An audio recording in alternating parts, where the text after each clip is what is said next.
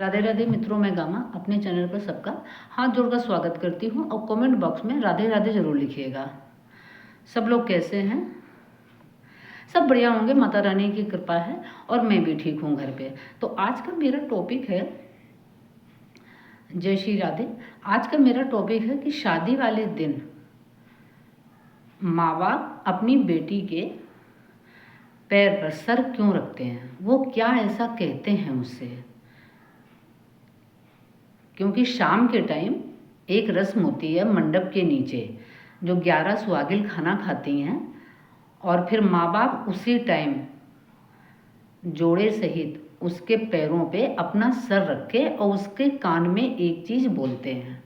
वो क्या बोलते हैं, बहुत ही इमोशनल बात होती है। वो सब बर्दाश्त नहीं कर पाते, क्योंकि बेटी की विदाई करना इतना आसान नहीं है। और दोस्तों, वो टाइम एक ऐसा होता है कि जब वो सर रखते हैं तो उसके कान में कुछ कहते हैं धीरे से, तो ये बर्दाश्त के बाहर चीज़ें हो जाती हैं। तो उसी पे हम चर्चा करते हैं कि बेटी हमारी जो होती है, वैसे तो आजकल ऐसी कोई दिक्कत नहीं है दोस्तों, सब पहले से बातचीत होती है, सब हम जानते हैं लोग कैसे हैं क्या है। लेकिन फिर भी बेटी की जाने का जो दुख होता है वो हम सबको होता है। माँ बहुत परेशान हो जाती है, बेटी हमारी कैसे रहेगी, कैसे लोग हैं, क्या करेगी, कब आएगी। क्योंकि जो माँ बाप के लाड़ में बच्चे रहते हैं, ससुराल ससुराल होती है, ससुराल में फ़र्क होता है, थोड़ा बहुत तो अंतर होता है। और अगर कुछ भी नहीं होता है, वो सब कुछ ठीक से है, लेकिन अंदर से एक फीलिंग्स ये होती है कि हम ससुराल में हैं।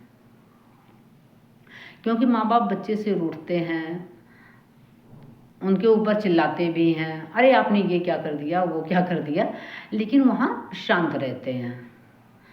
तो एक ये होता है कि माँ बाप को अपनी बेटी की चिंता होती है, और जहाँ वो इतने समय रही है, इतने उसने 20-25 साल गुजारे हैं। आजकल तो शादियाँ थोड़ा लेट होती हैं, 30 पहुँच जाती हैं, 28, 29, 30 ऐसे हो रही हैं, क्योंकि जल्दी नहीं हो पाती हैं। बच्चे पढ़ते लिखते हैं, जॉब में आते हैं, तो दोस्तों वो सब टाइम लगता है।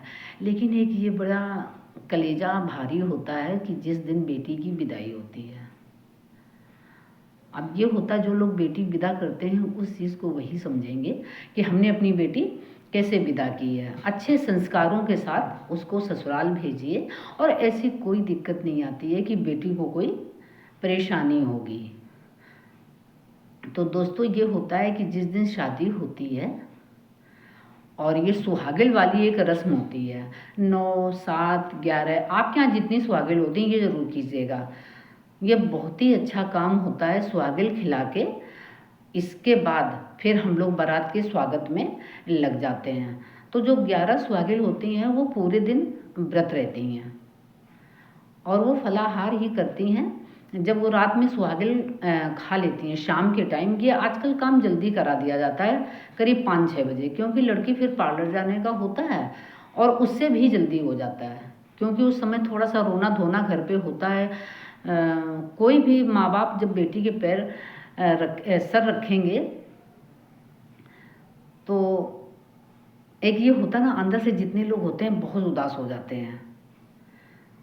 तो उससे क्या कहते हैं ये अभी हम बताते हैं, ये बर्दाश्त के बाहर चीज़ होती है। तो ये जब होता क्या है कि हम लोग जब सुहागिल खिलाते हैं तो उनका जब खाना पीना हो गया, फलाहार ही देते हैं उस टाइम तक, और बेटी उस टाइम मंडप के नीचे आती है।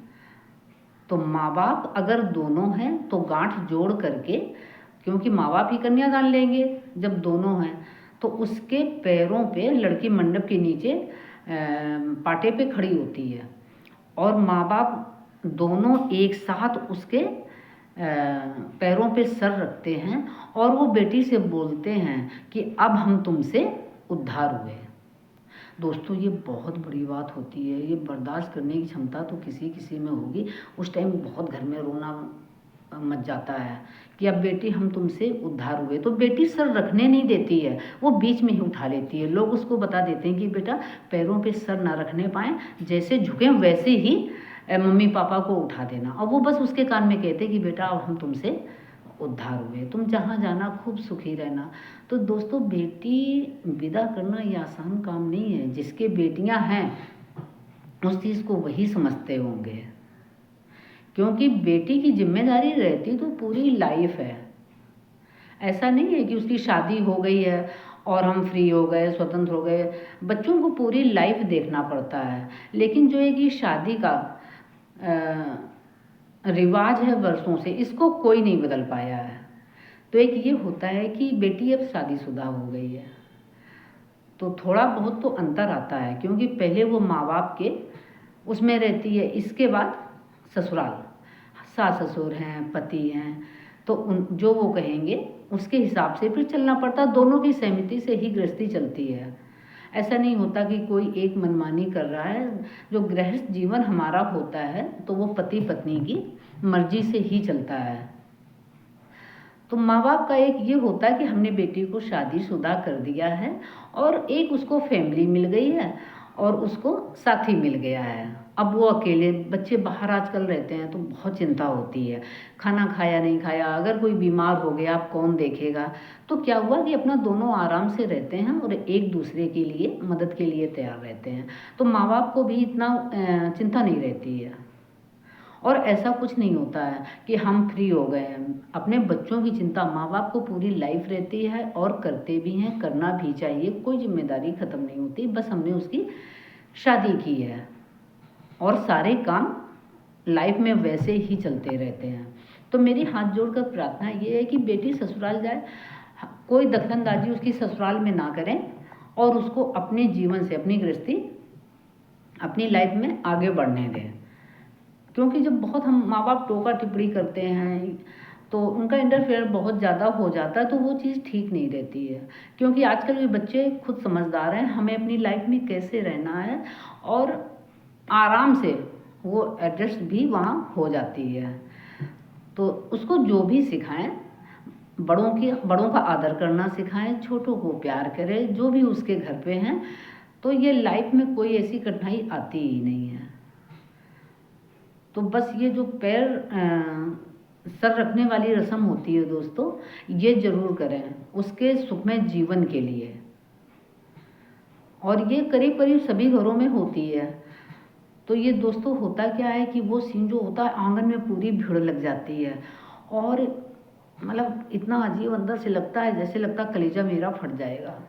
क्योंकि वो चीज़ बर्दाश्त के बाहर है। बेटी सामने खड़ी है, हम सर रखने उसके पैरों पे जा रहे हैं और मुझे ये बात भी उससे बोलनी है। तो दोस्तों बर्दाश्त के बाहर होता है। बेटी विदा करना आसान नहीं है। जो लोग विदा करते हैं वही जानते होंगे। और मेरा वीडियो कैसा लगा आपको बताइएगा। मिलते हैं फिर न्यू वीडियो के साथ। लाइक, कमेंट, सब्सक्राइब जरूर कीजिएगा और राधे राधे दोस्तों कमेंट बॉक्स में ज़रूर लिखिएगा, मुझे पढ़ने में बहुत अच्छा लगता है। जय श्री राधे।